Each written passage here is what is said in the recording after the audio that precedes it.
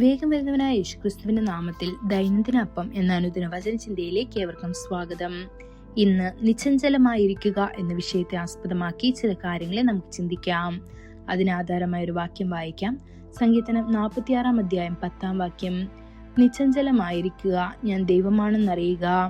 നിങ്ങളുടെ ഹൃദയം അസ്വസ്ഥമാകുമ്പോൾ, നിങ്ങൾ നിരവധി ആശങ്കകളാൽ പീഡിപ്പിക്കപ്പെടുമ്പോൾ, നിങ്ങൾ ആശയക്കുഴപ്പത്തിലാകുകയും എന്ത് ചെയ്യണമെന്ന് അറിയാതെ ഇരിക്കുകയും ചെയ്യുമ്പോൾ, കർത്താവിന്റെ കാൽക്കൽ നിശബ്ദമായി ഇരിക്കുക. എല്ലാത്തിലും കുറ്റം കണ്ടെത്തുന്ന ആളുകളാൽ നിങ്ങൾ ചുറ്റപ്പെട്ടിരിക്കുമ്പോൾ, നല്ല വാക്കുകൾ പോലും തെറ്റിദ്ധരിക്കപ്പെടുകയും ഓരോ പ്രവൃത്തിയും വിമർശിക്കപ്പെടുകയും ചെയ്യുമ്പോൾ നിശബ്ദമായിരിക്കാൻ തിരഞ്ഞെടുക്കുക. നിങ്ങൾ നിശ്ചഞ്ചലമായിരിക്കുമ്പോൾ കർത്താവ് തന്നെ നിങ്ങൾക്ക് വേണ്ടി വാദിക്കുകയും നിങ്ങളുടെ യുദ്ധങ്ങൾ നടത്തുകയും ചെയ്യും. നിങ്ങൾ നിശ്ചഞ്ചലമായിരിക്കുമ്പോൾ കർത്താവ് നിങ്ങൾക്ക് വേണ്ടി തീഷ്ണതയോടെ എഴുന്നേൽക്കുന്നത് നിങ്ങൾ കാണും. ഇന്ന് നിങ്ങൾക്കെതിരെ ഒരു കൊടുങ്കാറ്റ് ആഞ്ഞടിക്കുന്നുണ്ടോ? നിങ്ങളുടെ ജീവിത സമുദ്രം പ്രക്ഷുബ്ധമാണോ?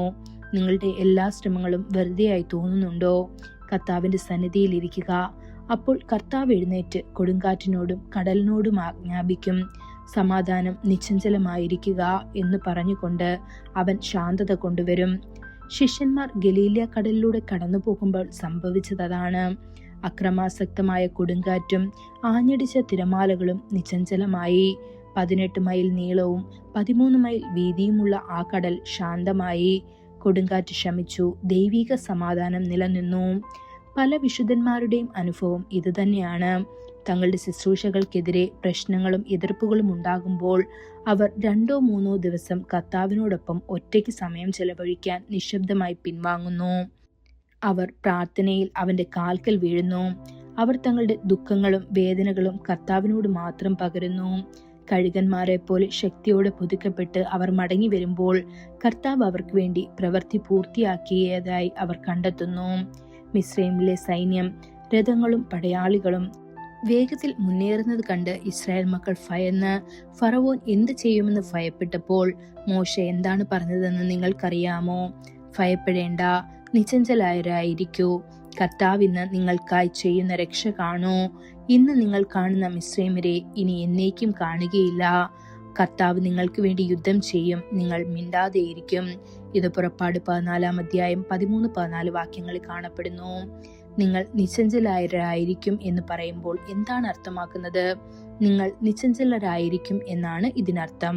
അപ്പോസ്തലനായ പത്രോസ് ഇതേ ഉപദേശം നൽകുന്നു. നിശ്ചഞ്ചലമായി ഇരിക്കാൻ മാത്രമല്ല, കീഴടങ്ങിയവരും താഴ്മയുള്ളവരുമായി തുടരാനും. ദൈവത്തിന്റെ ശക്തമായ കൈക്കീഴിൽ താഴ്മയുള്ളവരായിരിക്കുവീൻ, അവൻ തക്ക സമയത്ത് നിങ്ങളെ ഉയർത്തും എന്ന് 1 പത്രോസ് 5:6 കാണപ്പെടുന്നു. പ്രിയ ദൈവമക്കളെ, നിങ്ങൾ കർത്താവിന്റെ മുൻപാകെ നിശബ്ദമായി ഇരിക്കുന്ന സമയമാണ്. ദുഷ്ടന്മാരുടെ മേൽ എന്ത് സംഭവിക്കുമെന്ന് നിങ്ങൾ കാണുന്ന സമയം. കർത്താവ് നിങ്ങൾക്ക് വേണ്ടി ഒരു ശക്തനായ യോദ്ധാവായി എഴുന്നേൽക്കുന്ന നിമിഷമാണത്. അപ്പോൾ നിങ്ങൾ കർത്താവിന്റെ മഹത്വവും കാണും. ഈ വചനങ്ങളാൽ ദൈവം നമ്മെ ഓരോരുത്തരെയും അനുഗ്രഹിക്കുമാറാകട്ടെ. കൂടുതൽ ധ്യാനത്തിലുള്ള വാക്യം യിരെമ്യാവ് 30:10 എന്തെന്നാൽ ഞാൻ നിങ്ങളെ ദൂരത്തു നിന്നും നിങ്ങളുടെ സന്തതിയെ അവരുടെ പ്രവാസ ദേശത്തു നിന്നും രക്ഷിക്കും. ഇന്നത്തെ ബൈബിൾ വായന രാവിലെ സംഖ്യാപുസ്തകം 15-16 അധ്യായങ്ങൾ, വൈകുന്നേരം മർക്കോസ് 6 അധ്യായം 1 മുതൽ 29 വരെയുള്ള വാക്യങ്ങൾ. ആമേൻ.